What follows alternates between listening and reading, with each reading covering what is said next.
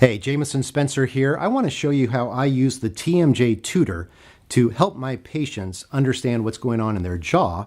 And this is for both TMJ patients as well as dental sleep medicine patients. And I'm going to give a dialogue specifically to the dental sleep medicine patients who have clicking in their jaw. So what I would do is I would show them first the normal joint and how it works. And I will treat you as if you are the patient here. So I'd say, so here we have your ear hole socket, your lower jaw goes up into that socket. In between these two bones is a disc, and that's represented by that little yellow piece of plastic here. When we open a little bit, your jaw rotates, you open wide, you slide down that slope like that. We call that translation. Now, normally, the way your teeth fit together and your joint being in place, those are working together, and we rotate, we open wide, and everything is nice and smooth there. Now, in your case, when you close down, your disc actually gets out of place. So it's in front of the condyle there, and when you open, it goes pop into place, and you open wide and cut back and bite down, and it goes pop out of place, pop into place, pop out of place, pop, pop, pop, pop. So when your teeth are together, your jaw is technically dislocated. The disc is out of place. And it's only when you open it goes crack that it's in place. That's the only time it's in place. When you open it, it pops. Now, a second ago, I had you open, pop, and close out here on your front teeth, and you notice that you didn't click as long as you opened and closed on your front teeth. And that's because your bite here is driving your jaw back, and that disc is slipping out of place.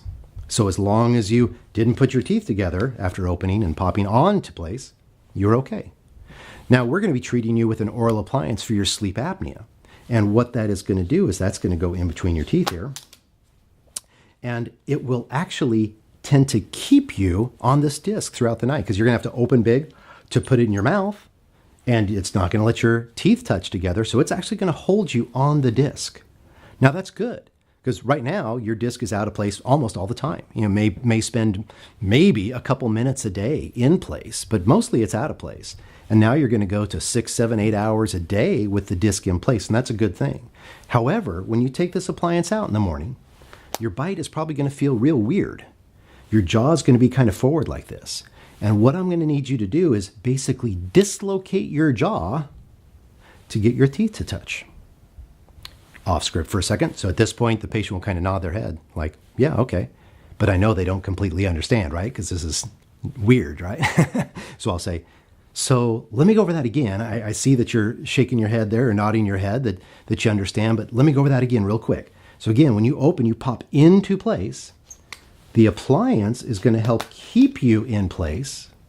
But in the morning, when you take the appliance out, you're going to need to dislocate your jaw to get your teeth to touch again.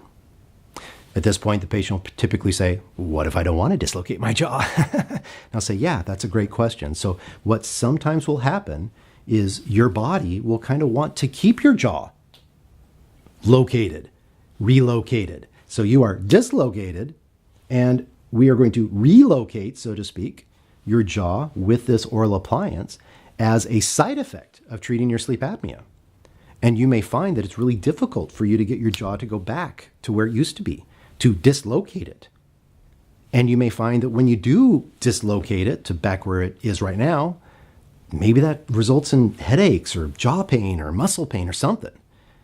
Now, I hope that doesn't happen. And for most of our patients, it doesn't. Most of our patients, they can go back to this dislocated jaw thing that you've had for a long time, and it's okay. And your jaw's been doing this for a long time, and you say you can eat what you want and open and everything's okay. And that's probably going to be the case too, that you'll be able to continue how you have been. However, at some point you may come to me and say, look, my jaw feels better forward, and I don't like taking it off like that, so what do we do? Well, what we would need to do is we'd need to mesh up how your teeth are fitting here with your jaw in a better position. And that may involve orthodontics. It may involve working with your dentist and maybe doing some crowns on your teeth. It may involve something like that. And we'll cross that bridge when we come to it. But I just want you to be aware of what's going on in your jaw. Okay? So what questions do you have about that? and then I'll go through whatever questions they have. So this tool, in my opinion, is invaluable. It is just so important to have something that you can show the patient on what's going on. And I mean, I literally carry this in my briefcase to show people all the time, because guess how many patients understand clicking in their jaw? If you guess none, you are right. Most, frankly, dental professionals don't understand what's going on in the jaw, let alone the patients. So just to explain this will make a huge difference. And I'll tell you what, if you do not explain this, these patients with reducing disc displacements are far more likely to have posterior open bite develop. Why? Because it's better physiological position. It's the correct joint position. That's where the jaw wants to be. So they are more likely for their brain to basically say, yeah, it works for me. As long as you can still swallow, as long as you can still chew reasonably there, I'm good. And this is the patient that comes back in and they probably didn't even notice anything.